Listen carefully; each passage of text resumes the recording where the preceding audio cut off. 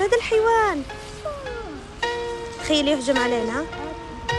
هاد قندس البحر. مهير اقترب منه على الخفيف.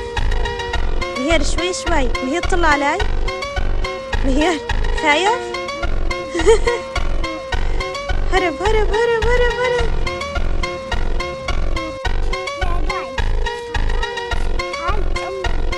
هي البطة الأم وهي ولادها. هي بتحرس ولادها بس حدا يقرب عليها شو بتعمل؟ بتهجم عليه، بتصير تنقر